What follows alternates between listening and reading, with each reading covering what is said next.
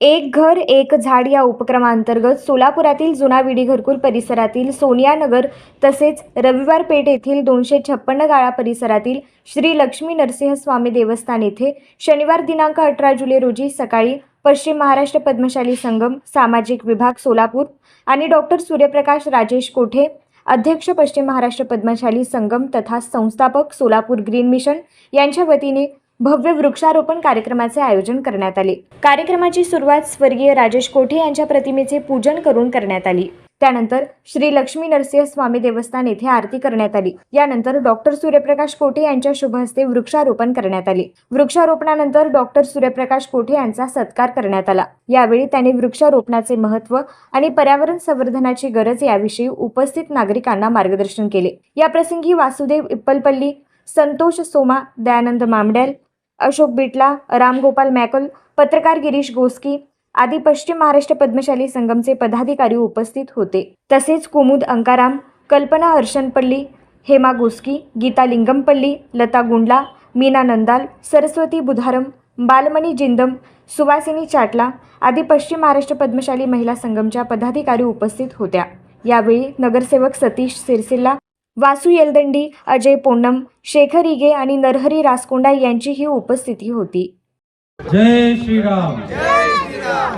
लक्ष्मी नरसिंह स्वामी महाराज की जय। आज एक घर एक झाड 256 गाळा रहिवासींच्या वतीने आज आयोजित करण्यात आलेला होता। यासाठी या कार्यक्रमासाठी उपस्थित नगरसेवक अजयजी पोन्नम, नगरसेवक शेखजी इगे, त्याचबरोबर पश्चिम महाराष्ट्र पद्मशाली संघाचे आमचे सेक्रेटरी दयानंदजी मामड्यालजी, प्रधान सचिव वासुदेवजी इप्पलपल्लीजी, त्याचबरोबर महिला अध्यक्ष कुमुद अंकाराम, आमचे बिटलाजी, त्याचबरोबर रामगोपाल मॅकलजी आणि त्याबरोबर सर्व उपस्थित आमचे संतोषजी सोमाजी आणि सर्व उपस्थित पश्चिम महाराष्ट्र पद्मशाली संगमचे पदाधिकारी व 256 गाळ्यातले सर्व रहिवासी यांना मी प्रथमतः आजचा हा कार्यक्रम आयोजित करण्याबद्दल आभार व्यक्त करतो।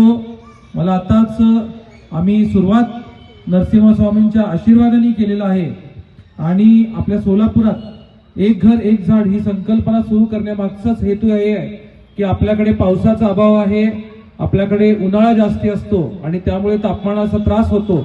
तर आमच्याकडून आणि पद्मशाली पश्चिम महाराष्ट्र संघटनेतर्फे हा आपल्या सोलापूर प्रति कृतज्ञता व्यक्त करणं, त्यासाठी आपण झाडांची लागवड करतोय आणि त्याचबरोबर आता नवीन एक संकल्प आम्ही सुरू केलाय की जे जुनं झाडं आहेत त्या जुन्या झाडाच्या आसपास त्याला आम्ही श्वास म्हणजे हवा मिळावं आणि पाणी मिळावं यासाठी आळा करतोय।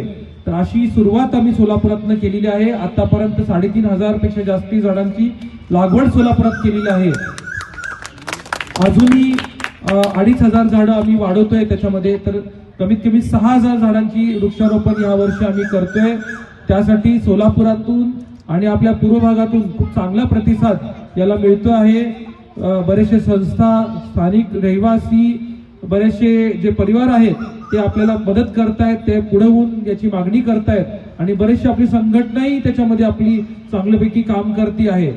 256 गाळ्यातले जे प्रश्न आहेत नक्कीच आम्ही ते पुढे आपल्या संघटनेमार्फत ते पुढे घेऊन जाऊ। आपल्या भागातल्या लोकांचं, आपल्या समाजातल्या लोकांचं प्रश्न मांडण्यासाठीच ही संघटना आहे। ही फक्त कागदावरती न राहणारी संघटना असून लोकांसाठी काम करणारी संघटना म्हणून ओळखली जाणार आहे आणि नक्की आम्ही त्याचा प्रयत्न करू।